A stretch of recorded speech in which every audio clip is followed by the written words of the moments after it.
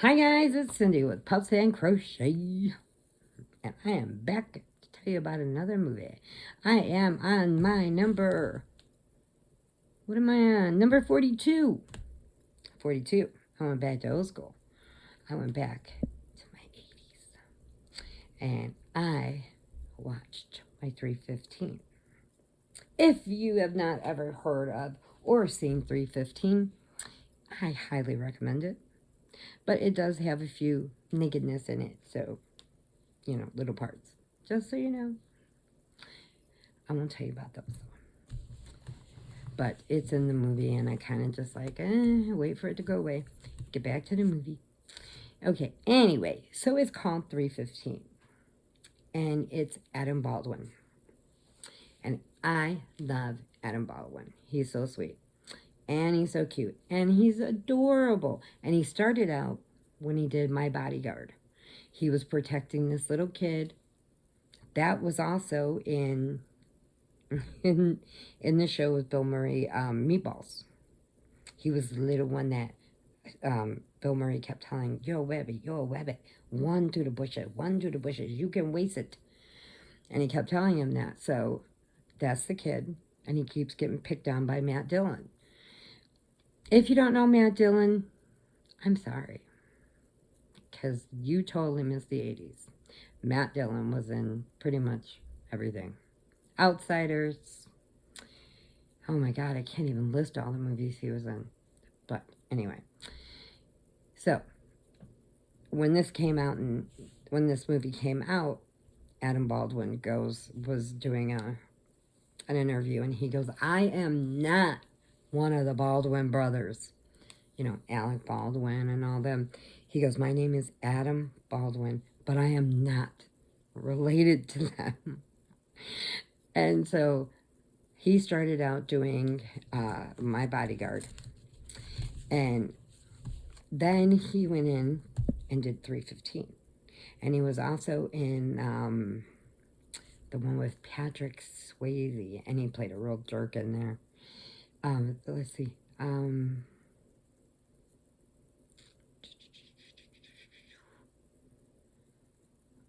Next of Kin. That's it. He was with Helen Hunt and Patrick Swayze.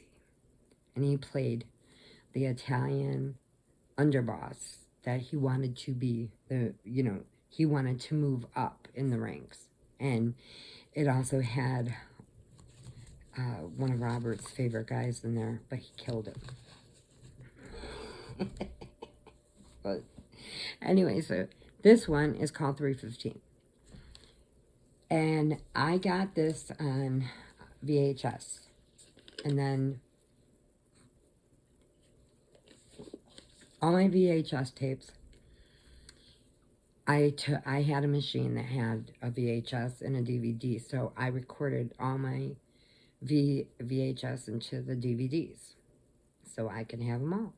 But I still have my VCRs, or my VHS tapes, but I don't play them, because I don't want to ruin them, because, they're over 30-something years old. So, I don't want them to snap. So I had put them all on DVDs. All right, and how it starts. And because I love this movie so much, not only because of him, but also because Deborah Foreman's in it. And Deborah Foreman was really big in the 80s. She did My Chauffeur. She was in April Fool's Day. She was just adorable. And she had the little dimples, and she was just the cutest thing. Well, she's in this. She plays his girlfriend. Okay, but when it starts out, he's in a gang.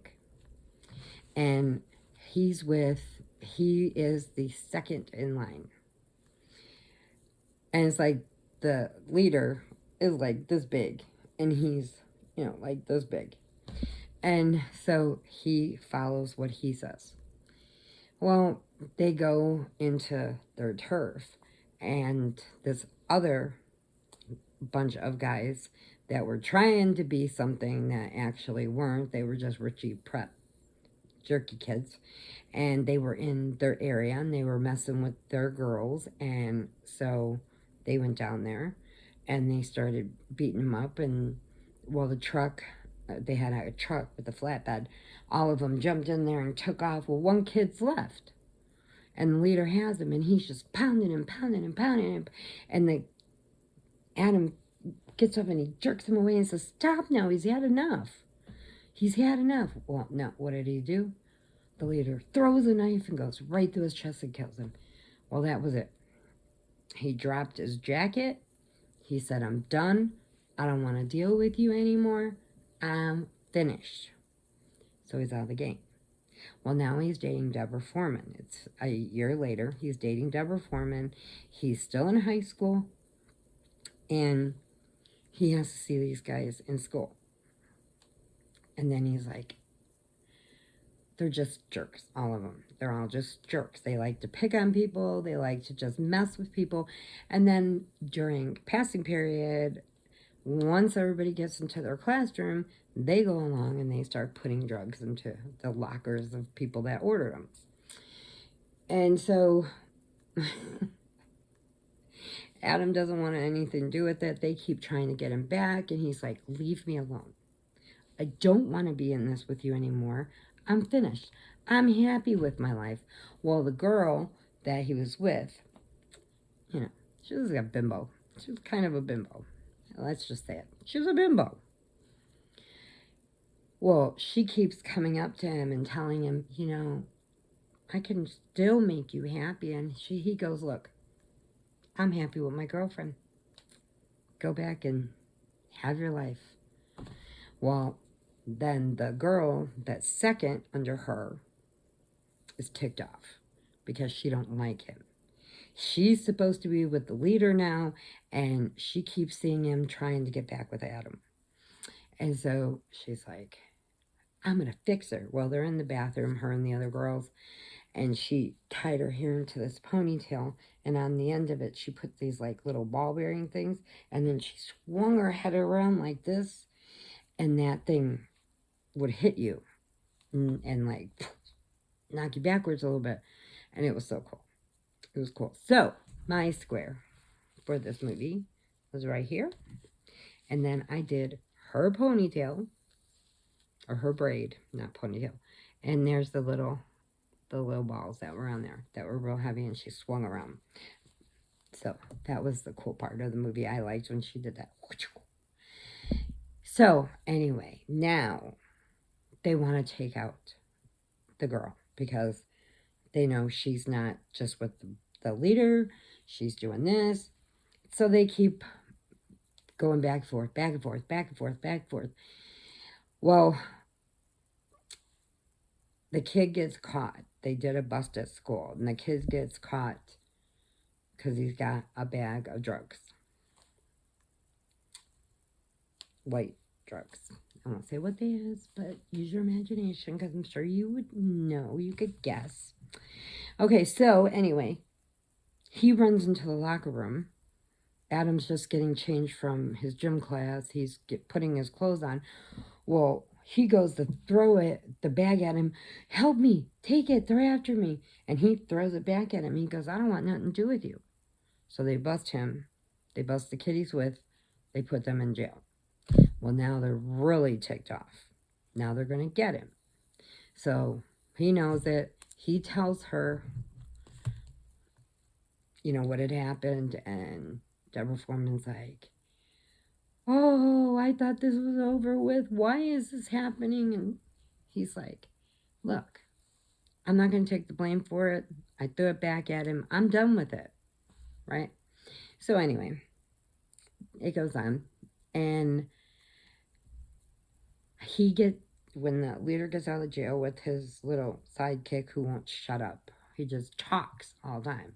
And he's like, "Do you know how to shut up? Shut up and do your work." So anyway, so now they're after him. So the girls go after Deborah Foreman. She goes in the bathroom. They beat her up. And then Adam knows what's going on. So he runs into the bathroom. He stops the girls, flings them off her. And she had a lipstick that you turned up, and it was a knife inside it, not lipstick. And she was going to get her. Well, he got her right when she did it. But she did her ponytail thing first, took her off guard. So she didn't know what's going on, but there's 4 of them beating her up. So he comes running in, he gets her, he takes her, they get her to the hospital. Her parents don't like him. They think he's just trouble. Well, they had told him when they went after him, school. Today, school. And then when the girls got her, they had wrote 315 on the mirror. So he's like, his one friend that, you know, his now geeky friend, kind of not a gang member friend, is like, that's okay, we can take him, we can take him, we can do it. And he goes, do you know when? And he goes, yeah, I know the place. Well, after he saved her, he looked on the mirror, he goes, yeah, now I know the time. So it was at 3:15 when school let out. So everybody knew it in school. Everybody knew it. So they cleared out of school and they lined up in the parking lot to watch what was going on. So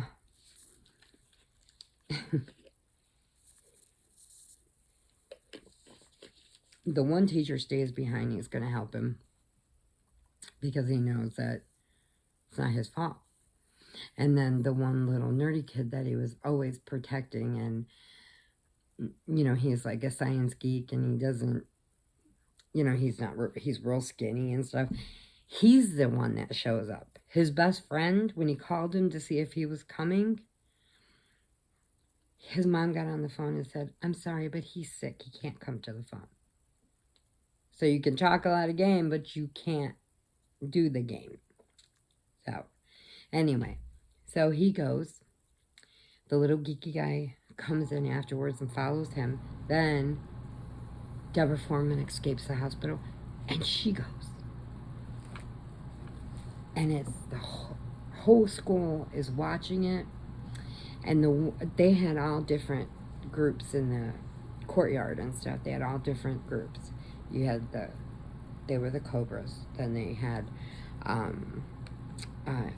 it was a Chinese fighting one. They did Kung Fu and all that stuff. And they told them, they said, we can't go and protect a friend, but we could protect a member. And you're in anytime you say yes, and we will be there for you. At 3:15, he's like, no, I'm not going to involve anybody else, and I don't want to be in this life anymore.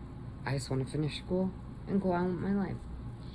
So they were nice enough, but couldn't help him. So he gets in the school, and they're just all going at him.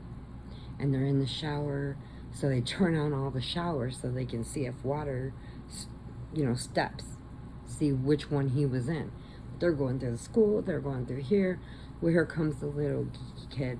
He's got a bat, and he hits one of them, and they hit him, and then he went down, so then Adam Baldwin came out, and he is beating him up. Deborah Foreman's in there, and she's helping, she's jumping in, and it goes on and on and on. And that is the movie 3:15. So, if you get a chance and can ever watch it, I highly recommend it, because it's not a total horror flick, but it's very suspenseful, and to them it was a terror, to them it was scary.